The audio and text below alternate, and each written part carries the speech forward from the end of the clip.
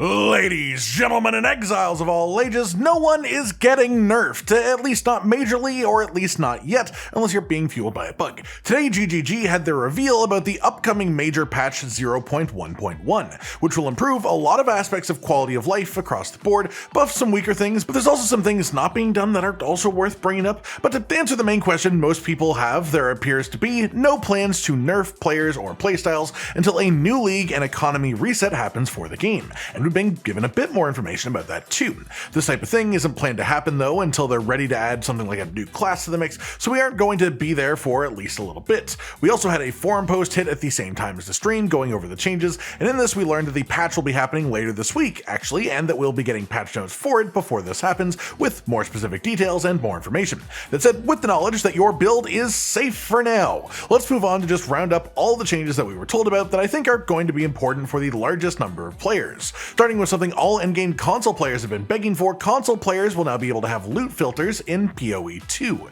specifically through a system that syncs your account information on Path of Exile 1's website. So for now, at least, you do have to use that website to set it up, but you will have access to loot filters when the patch applies. There will also be a decent number of changes to endgame mapping at large, including balance changes to a bunch of monsters to reduce off-screen one-shot effects and make ground explosions from enemies just more visually identifiable in general, so you can dodge them easier. They've also just generally done a pass over the density of monsters, chest spawns, the quantity of rare monsters or essences, precursor tablets, and things like that. The existing Lost Towers layout has been updated to make it a bit more interesting, and there are 4 new variant tile set being used for the random generation of Lost Towers that are being added to the game to make that part of mapping, well, a little bit less boring too. Past this, they've increased the rate of bosses appearing on maps in general to offset the factor that certain map types can't have bosses to begin with, and they're also adding a new precursor tablet that will specifically add bosses to maps that don't have them, which is actually great, especially for waystone sustain increase, which is a known issue.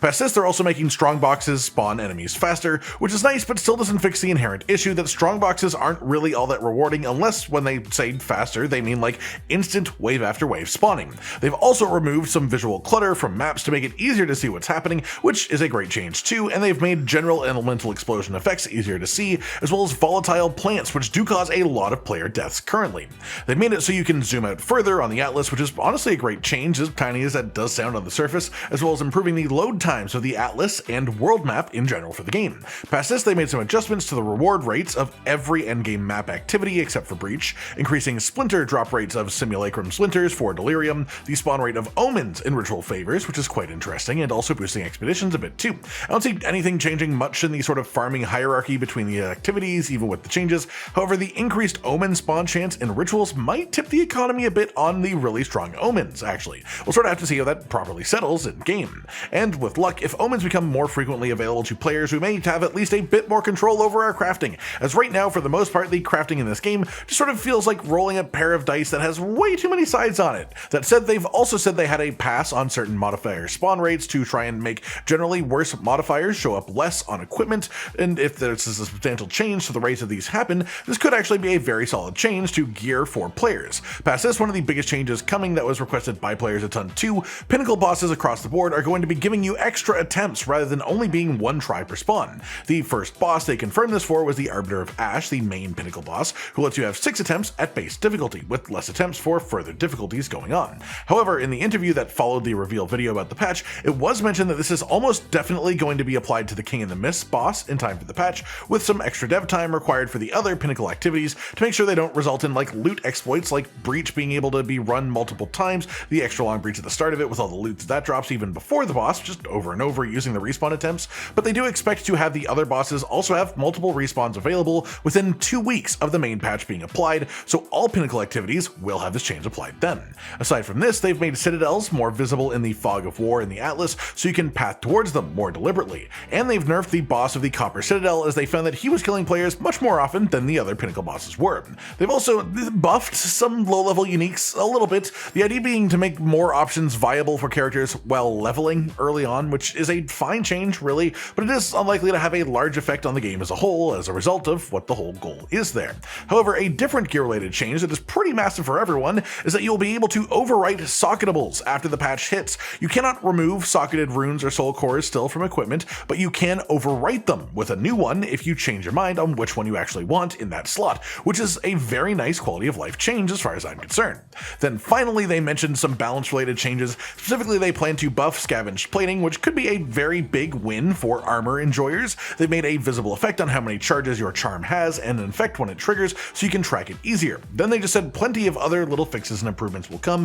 which we will see in the full patch notes when they come out later this week. That said, there are no plans at all to nerf anything that isn't literally fueled by a super busted bugged interaction or something along that line. For every 10 things that they plan to nerf, they want to buff 50 things in return that are weak to sort of make up for it and make sure that players just keep having fun in the game. But they don't want to do changes on that large of a scale without resetting the entire economy too, as players have invested a lot into what they are currently using, so they think it would be more fair to essentially just have these large batches of changes come with essentially a new league. This means it will be longer between balanced patches, but they're being worked on in very large batches in the background. That said, they had said that some nerfs may happen to completely busted stuff through bugs, but they don't have currently the intention of nerfing anything just because it's strong, just bug fixes as is focus. They've also confirmed and made clear that there will be new leagues during the early access period, not necessarily as in like a new league mechanic each time, but a full blank wipe on characters and the economy to reset things, alongside which they will try to introduce things that will make it worth releveling for players too,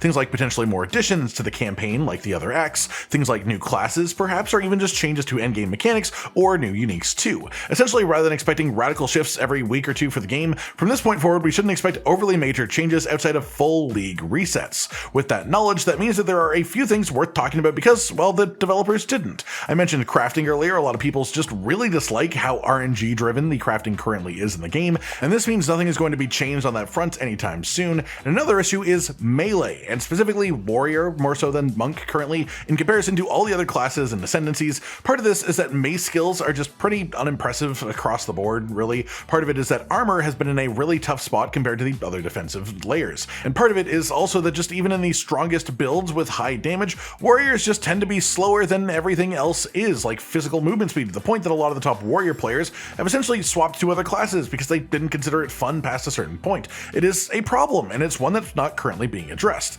That said, on the note of new leagues happening within the early access period, they've said that they are sort of trying to push towards having one happen as soon as they can without giving us an actual timeline on this. As well, magic find, or the increased item rarity of items found modifier that you can have on gear, and the way that that affects the game. The developers aren't making any changes on it, they don't plan on making any changes on it, and actually they specifically said that they are happy with how it is right now, but they'll look more into it too before they make those decisions. So if you're expecting anything major to happen to that in the near future, it's not. That pretty much does it for today, and everyone, just a roundup of the dev stream going over the changes in the upcoming 0.1.1 patch and what to expect, as well as what not to expect to change in the near future too, and my thoughts on everything as well. I hope you've enjoyed this, and feel free to leave your own thoughts in the comments down below. Like if you liked the video, subscribe with the notification bell for more, and most importantly, ladies and gentlemen, until next time, stay sweet.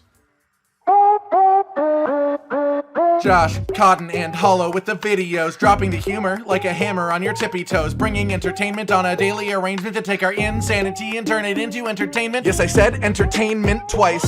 to reiterate that it is nice to look into your faces on a mostly daily basis when you let us in your homes to make the whole world a stage. Goodbye.